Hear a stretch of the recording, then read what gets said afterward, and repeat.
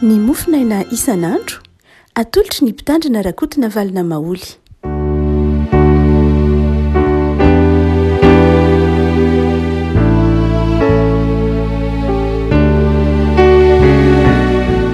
Fahalalaba antsika riavako tratra ity alatsinainy 10 ny volana febroary ity ny voalahatra ao mofonaina ao antsika amin'izao herinandro ny fianakaviana izao dia ny boky ny Genesis toko 120 Genesis toko 120 andininy 7 ka hatramin'ny 7:20 Genesis toko 120 andininy 7 ka hatramin'ny 7:20 fakitsika amin'ny anaran'i Jesosy. Ary Sara nahita fa niome ny zanaka Agara Egiptianina izay efa naterany tamin'ny Abrahama. Dia hoy izy tamin'ny Abrahama, roahy io andehivavy io sy ny zanany, fa ny zanako io andehivavy io tsy iray lova amin'ny zanako dia misaka. Fa ratsy teo imason'i Abrahama indrindra izany teny izany noho ny amin'ny zanany. Ary hoy Andriamanitra tamin'ny Abrahama, aoka tsy ho ratsy eo imasonao ny amin'ny zaza sy ny andehivavinao, fa izay rehetra lazain'ny Sara aminao dia ekeo ny teniny, fa avy amin'ny saka no antsoina izay taranaka ao anao. Nefa ny zanaky ny andehivavy kosa dia ataoko firenena satria teraka ao ihany izy. Dia ny fomaraina koa Abrahama ka naka mofo sy siniotra iray feno rano ary nomeny any Agara ka napetrany teo antsorony ary natolony azy koa ny zaza. Dia nampandehaniny izy mianaka ary lasa nandeha izy ka nirenireny tany anefitry Beerseba. Ary efa lany ny rano teo amin'ny siniotra dia nariny teo am-pototry ny hazo kely anankiray ny zaza. Dia lasa izy ka nipetraka tery lavidavitra tandrifiny tokony ho tratsy-bika. Fa hoy izy, aza mba hitako anie izay hahafatesany zaza. Ary nipetraka tandrifiny izy dia nanandratra ny feony nitomany. Ary ren'Andriamanitra ny feon'ny zaza. Dia niantso any Agara ilay anjelin'Andriamanitra tany anefitra ka nanao taminy hoe, ino ny zato manjoanao ry Agara? Aza matahotra fa efa ren'Andriamanitra ny feon'ny zaza eo amin'ny fitoerany. Mitsangana reniny zaza ka antatahana, fa ataoko firenena lehibe izy. Dia nampahiratin'Andriamanitra ny mason'ny Agara ka nahita lavaka fatsakana izy. Alasy izy dia nameno rano ny siniotra ka nampisotro rano ny zaza. Ray masino, manamasinana anay amin'ny fahamarinana ny teninao no fahamarinana. Amen. Andininy 7:20 mitsangana areny ny zaza ka tatana. Mitsangana areny ny zaza ka tatana. Abrahama dia natsoin'Andriamanitra niala avy ao amin'ny taniny, avy ao amin'ny fianakaviany, zanaky tera mba ho tonga firenena lehibe hahatanteraka ny planin'Andriamanitra ny amin'ny famonjena izao tontolo izao amin'ny alalan'i Jesosy. Abrahama dia efa lehibe araka ny fantatsika ny tantara fa rehefa tsy nihevitra ny hiteraka intsony izy, indrindra tsy noho ny fahalehibiazany ihany fa noho Sara izay efa zoky olona ary efa tsy afaka hiteraka intsony raha maha olombelona. Andriamanitra nefa nanome toky an'i Abrahama, ary nino i Abrahama? Fa marina ny tenin'Andriamanitra. Nino i Abrahama? Fa ho tanteraka ny tenin'Andriamanitra. Ny hoe hanana taranaka tahaka anisan'ny kintana tahaka ny eny amin'ny tora-pasika izy. Saingy ny olona ho an'i Abrahama tsy izy tenany, satria izy lehilahy. Fa ny olona tamin'ny Abrahama dia izao hoe ahoana moa no mbola hampiteraka ny Sara indray. Io no mahatonga ny epistily an'ny Hebreo manao hoe efa toy ny maty ny kibon'ny Sara, satria efa tsy afaky niteraka intsony izy raha maha olombelona. Ary izay mahafahagagana araka ny epistily an'ny Hebreo, izay ny mahafahagagana, tena fahagagana ny fahaterahany saka izay azo lazaina hoe tahaky ny noarina amin'ny fitsanganan'i Jesosy tamin'ny maty. Dia eo ary avako malala todo zavatsarotra i Abrahama ny hoe ahoana ny fomba hatanterahany izany sitrapon'Andriamanitra izany. Ary mety mpitranga amintsika ihany koa izany fanontaniana izany raha hoe misy planin'Andriamanitra, misy sitrapon'Andriamanitra fantatsika fa marina sy tanteraka hoe zao ny sitrapon'Andriamanitra amin'ny fiainako, zao ny sitrapon'Andriamanitra, zao ny toko men'Andriamanitra. Saingy ny olana ao antsika rehetra tahaka ny Abrahama hoe Ahoana moa zany ny fomba tanterahany zany?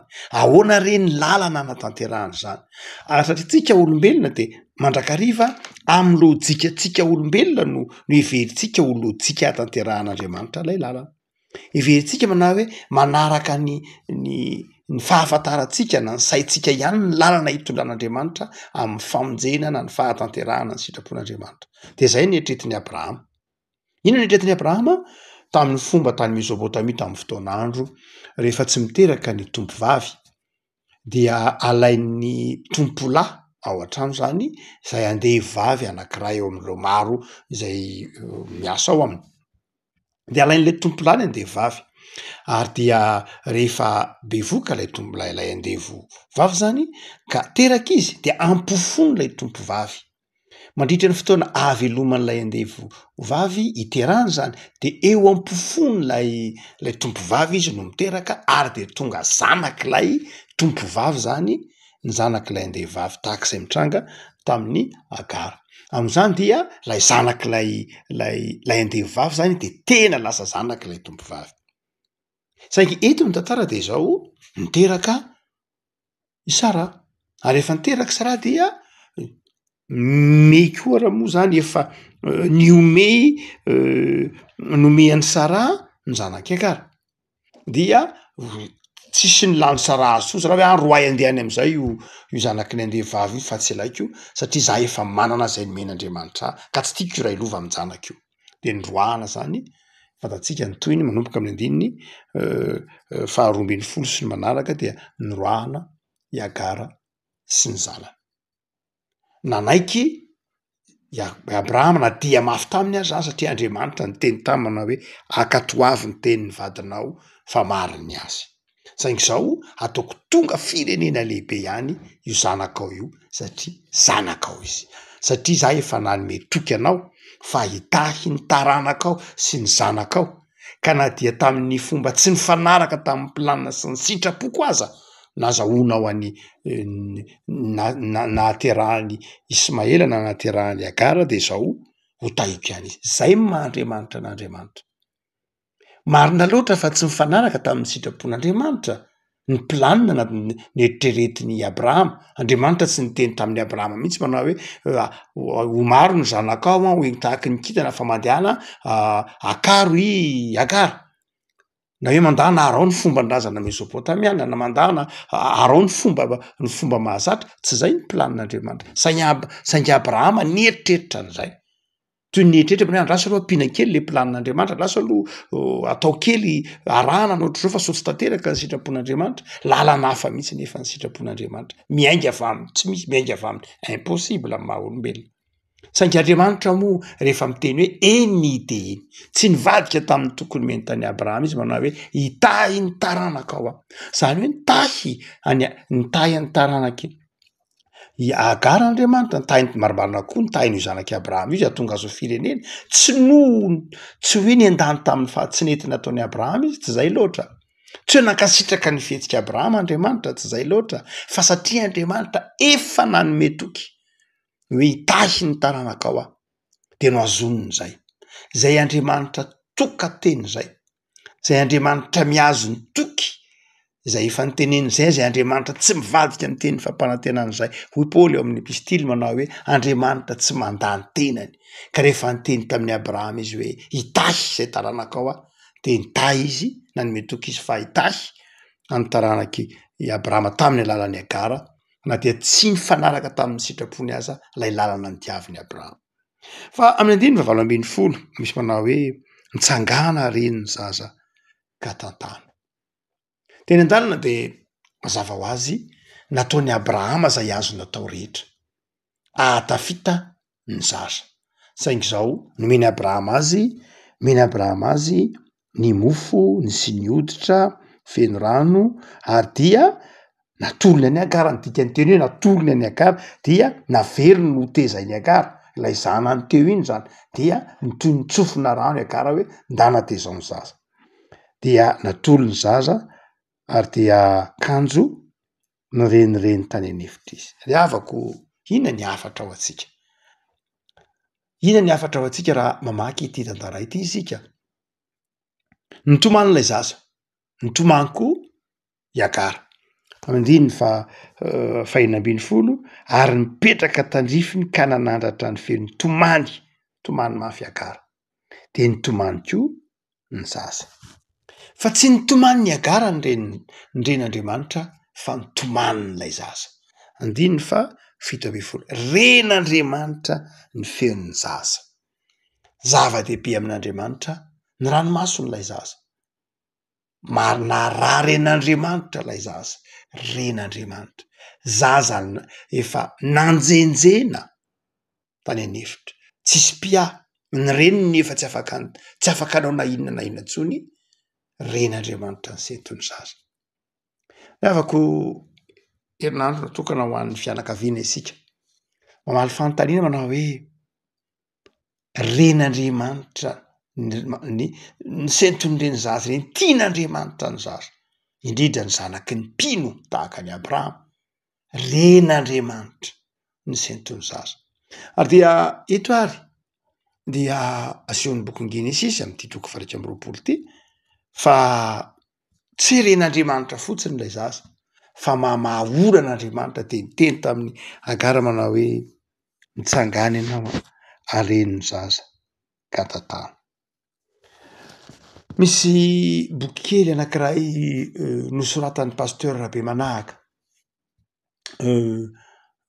raha tsy diso mpanankarena manitra ny lohatenin'ilay boky dia mpanankarena manitra sa manitra manankarena raha tsy diso boky kely zay efa ela nanoratana azy efa any amin'ny taona 9 dia ao anatin'io boky io mandrakariva dia misy tantarany ny mikasika amtinany ireo boky be dia be ao anatin'ny testamenta anatin'ny baiboly manontolo ary misy fotoana zay hitarafany any hoe ny soratra masina rehetra ao anatin'ny baiboly ozy dia azo ahitana ny tandindon'i Jesosy avokoa tsy misy soratra masina ao anatin'io baiboly io ka tsy hitarafanao an Jesosy milaza an Jesosy avokoa izy ny soratra masina rehetra ny boky rehetra ao amin'ny soratra masina dia azo hitarafana an Jesosy ary am'ty eto am-panatanjantsika ety Genesisy toko 1 ty dia manamarina zany mihitsy zaza nivezivezy zaza manjenjena zaza tandondomy ny fahafatesana zaza tsy velon'ny ray aman-dreny intsony misy fotoana tsy afahantsika ray aman-dreny manao na inona intsony lany ny vatsaina am-pelantanana lany ny rano lany ny mofo miandry ny fahafatesana inona ny vahaolana de hoy ny filazan'ny boky Genesisy azy manao hoe dia iny Iagara nametraka nanary ilay zaza teo am-pototry ny hazo kely io hazo io de azo lazaina ho tandindon'i Jesosy Kristy tompo azo lazaina ho tandindon'i Jesosy Kristy tompo ary tsy zay ihany fa lay lavaka fatsakana 9:20 de nampahiratin'Andriamanitra ny mason'ny Iagara ka nahita lavaka fatsakana izy ary lasa nameno rano sy ny hoditra ka nampisotro ny rano ny zaza zany hoe misy tandindon'i Jesosy Kristy tompo eo amin'ny Genesisy toko 1 ao rehefa trotraka lay ray aman-dreny reraka lay ray aman-dreny reraka Iagara de napetrany teo am-pototry lay hazo lay zaza inona moa lay hazo tandindony lay hazo fijalian'i Jesosy ary rehefa nahiratra ny mason'ny Iagara nampahiratin'Andriamanitra de nahita rano izy nahita fatsakana izy iza moa le fatsakana io Jesosy Kristy tompo tandindon'i Jesosy io tsy hoe Jesosy akory io fa tandindon'i Jesosy toy ny milaza manao hoe eo am-pototry ny hazo fijalian'i Kristy eo amin'ny hazo fijalian'i Kristy no anovozantsika ny fanabeazana tsara misy fotoana isika kivy amin'ny fanabeazana ny ankizy misy fotoana isika reraka misy fotoana atao hoe mety ho tampo-dalaka le mihitsy ary de ento amin'ny hazo fijalian'i Jesosy izy ento eo amin'i Jesosy izy andray mahatonga antsika manamarina ny mandrakarifa nge ny zava-dehibe ny batisan'ny zaza Zava-dehibe ny batisa ny zaza, ren'Andriamanitra ny feon'ny zaza mitomany ao anatin'io batisa io. Misy sahirana mihitsy ny ray aman-dreny, maninona moa zaza mitomany rehefa atao batisa? Ka zaza ve tsy hitomany? Ahoana moa izy ny tsy hitomany? Isan'andro izy tsy mahita, isan'andro izy tsotronao reniny, mahita mpitandrina izy rehefa avy eo na mopera, mahita manao akanjo fotsy, manao zioga mena na manao zioga mangamanga na manao zioga maitso, ahoana moa izy ny tsy ho taitra? Mitomany izy. Ren'Andriamanitra ny feon'ny zaza, tsy misy tokony mampalamy mihitsy ny amin'ny hoe zaza kely atao batisa, tena tokony atao io profo teneniny ren'Andriamanitra ny feon'ny zaza, ento eo apototry ny hazo fijalian'i Jesoa, ento atao batisa ny zaza, ento izy, ren'Andriamanitra. Misy fotoana tsy vitanao rery ahatsapanao hoe tsy vitanao rery zany manam-pehan'io zaza io, tsy vitanao rery. Misy fotoana toy ny manjenjena mihitsy inona Andriamanitra no ataoko amin'ity zaza ity, ataoko ahoana Andriamanitra ny anabeazana azy, ataoko ahoana Andriamanitra ny fomba hikarakarako azy. Misy fotoana toy ny manjenjena ny Berseba mihitsy, zay le sary itsika ray aman-dreny. Fa izao ento eo apototry ny hazo fijalian'i Jesoa izy. Inona ny dikany eo ento apototry ny hazo fijalian'i Jesoa? Raiso ataovy batisa, ento ataovy batisa, ento ao amin'Andriamanitra. Ary tsy vitan'izay fa rehefa nandreany zay feon'Andriamanitra izay, iakara. Nandre ny feon'Andriamanitra manao hoe entonao io zaza io, mitsangana ianao, areno io zaza io de tantana. Inona ny dikan'izany? Manana adidy isika. Manana adidy ny ray aman-dreny, mitsangana, mifinoana ianao hanarina ny zaza. Misy zavatra ataon'Andriamanitra azy, misy zavatra ataontsika amin'ny fanabeazana ny zaza, amin'ny fanabeazana ny ankizy, amin'ny fanabeazana ny tanora. Andriamanitra hoentsika eo amin'ny hazo fijalian'ny tompo izy, fa izao mila inona? Mila fanapahan-kevitry ny ray aman-dreny, mila fitezana, mitsangana isika. Inona ny hoe mitsangana? Manome sakafo, inona ny hoe mitsangana? Mitaiza, inona ny hoe mitsangana? Mampianatra, inona ny hoe mitsangana? Mijoro, vonona ny andray andraikitra, areninao izy. Io navelanao daboka amin'ny tany noho ny hakivinao io, areno izy. Be deabe ry avako ny lafin-javatra izay andrasan'Andriamanitra amin'izany fanarenana ny zaza zany. Amin'ny ataontsika hoe vokatry ny fahantrana eto Madagasikara sy ny fahantrana maneran-tany eto Madagasikara moa no resahana, de izao isan'ny victime na isan'ny voamafy indrindra amin'ny changement climatique, amin'ny fahantrana, amin'ny olana ara-piarahamonina ny zaza. Isan'ny voalohany hiaran'ny fahavoazana ny zaza. Ary hitantsika fa be dehibe mihabetsaka ny zaza tsy makany an-tsekoly, be dehibe ny zaza tsy manana fanabeazana ka ny tokony ho izy, be dehibe ny zaza misakafo ambanivohitra, be dehibe ny zaza tsy vita vaksiny, be dehibe ny zaza zay ataontsika hoe mandalo fahasahiranana na eto Madagasikara fotsiny ihany ary, be dehibe ny zaza zay ataontsika hoe mandalo olana ara-panabeazana. Andaontsika miresaka zao moa isan'ny mampalahelo ny hoe ny antony ny financement ny Amerikanina amin'ny USAID fantatsika rehetra zany. Fa be dehibe ingina marina fa fanapahan-kevitra zareo tany manan-karena moa zany, saingy fantatsika ny akon'izany raha eto Madagasikara fotsiny. Be dehibe ny akon'izany eto Madagasikara, zay tsika mbavaka mba tsy ho banga loatra satria ny programan'ny USAID eto Madagasikara tsy hita nafanavana amin'ny lafiny ara-pahasalamana. Be dehibe amin'ny lafiny ara-pahasalamana, momba ny paludisme sy ny sisa rehetra, momba ny be dehibe izay ary ao anatin'izany ary ny reny sy ny zaza, de ao anatiny manana misitraka n'izany fanampiana izany, izany tohana izany. Atao ahoana moa fa zavatra tsy miankina amintsika izany, saingy engany mba tsy hanako be loatra amin'izay ataontsika hoe fahasalaman'ny reny sy ny zaza sy ny fahasalamana zay ataontsika hoe saram-babem-bahoaka eto Madagasikara, satria na any faritra atsimo iny, na any faritra atsinanana iny, na any avaratra iny, na eto afovoany de misitraka an'izany programa ny USAID zany. Ny maro malagasy vahoaka anetsiny no misitraka an'izany.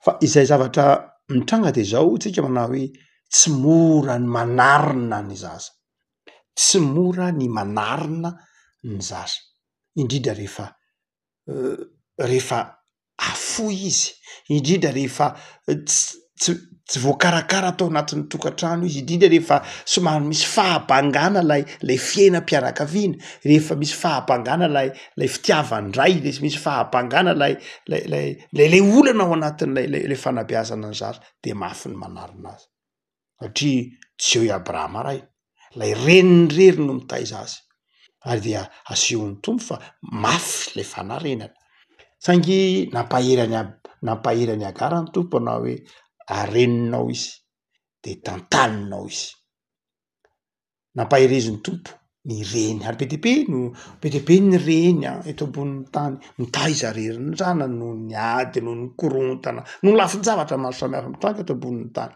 de mampahery ny reny eto ity soratra masiny ity hoe ny reny de anantenana zavatra be de be amin'ny fanolokoloana ny zanany ny ren'Andriamanitra ny sentony foniny ren'Andriamanitra ny sentony foniny zaza de miteny amin'ny reny Andriamanitra eto manao mitsangany ianao areno io zaza io de mandehany ianao tantano izy fa ny tohiny tantara de napahiratin'Andriamanitra izy manao hoe napahiratin'Andriamanitra ny masony Agara napahiratin'Andriamanitra ny masony Agara de nahita lavaka fanjakana izy rehefa miteny Andriamanitra de mahiratra ny maso ny tenin'Andriamanitra manokatra ny maso ny tenin'Andriamanitra manazava ny saina ka ahafantarantsika ny tokony ataontsika am'ty fanabeazany ty mety misy fotoana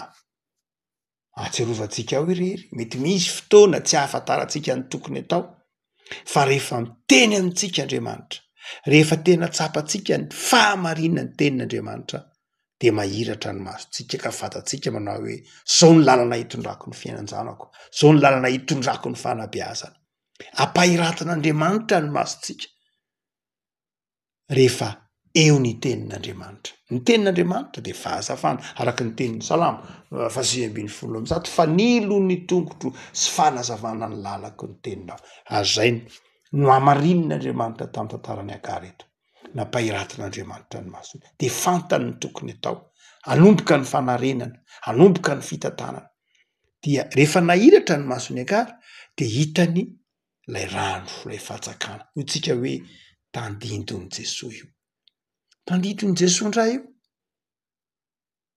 lasa tonga nahazo rano zay tsinona tsekory fa tahaka ao amin'ny Jaona 4 resaky Jesoa tam'lay vehivavy Samaritana manao hoe raha fantatrao ny fanomezan'Andriamanitra de tsy hitady tsy angetaeta tsony ianao fa ianao indray no angataka rano aminy zay no asio ity Genesis 1:20 tandindon'i Jesoa lay fatsakana eto ry havako ao amin'i Jesoa no ahavelomany zaza ento eo amin'i Jesoa izy fahano zany hoe ampandraiso ny tenin'i Jesoa izy ampandraiso an'i Jesoa izy ataovy zay atongavany eo amin'i Jesoa tsy eo potry ny azo fijalian'i Jesoa ihany mazava ho azy efa zay fiainana fa izao koa fahano ny tenin'Andriamanitra ny zanakao zay le hoe nampisotroina rano tantano izy ampianaro sekoly alahady izy ampianaro ny tenin'Andriamanitra izy ny hoe mitantana sy manarina ny zaza de zao mitondra azy eo anatrehan'ny tenin'Andriamanitra mamana azy ny tenin'Andriamanitra lavako tsy de mora loatra ny fanabeazana fantatsika am'izao andro ankehitriny zao tsy mora ny fanabeazana fa sarotra dia eto de manafatra atsika ny tompo ento eo amin'i Jesoa izy ary fenoy ny tenin'Andriamanitra ny fiainana de ho hitanao fa ho tonga firenena lehibe izy hivavakasika tompo misaotra anao noho ny amin'ny ity herinandro natokana hitrotrolam-bavaka ny fianakaviana ity misaotra Jesoa fa ao aminao no hanovozan'ilay fiainana manjenjeny ety amin'ity zao tontolo zao ity zahay raha tsy miaraka aminao raha tsy eo apotry ny azo fijalianao de mivavaka izay Jesoa ataovy miorina amin'ny teninao vavaka ho an'ny tokantrano vavaka ho an'ny fanabeazana ny ankizy ny tanora ny mpiarabelona ny nisa tokantrano any da io Jesoa mba ho tokantrano sambatra ny tokantrano misy anay tsirairay avy, tokantrano feno fiadanana sy fifaliana. Manomboka ny herinandro Tompo, dia ataovy manana toko sy fanantenana izahay, fa tsy manjenjeny izay manana anao, tsy tapidala-kale izay manana anao, tsy very izay manana anao. Tantano sy fimbino iray amin'ity herinandro ity, mba ho feno fombiazana sy fifaliana indray ny herinandronay, ary ho tsapanay f'Andriamanitra mampandresy anay ianao, tsy manary anay ao anatin'ny sarotra. Dia meo anay fahasalamana sy herin-tanjaka, ny finoana amin'ny toetra tsara. Mitahy anay Tompo tsara, amin'ny anaranao Jesosy Kristy mpamonjy, manakina anay ny fiainanay sy izao herinandro vaovao izao. Misaotra Tompo ty anay. Amen.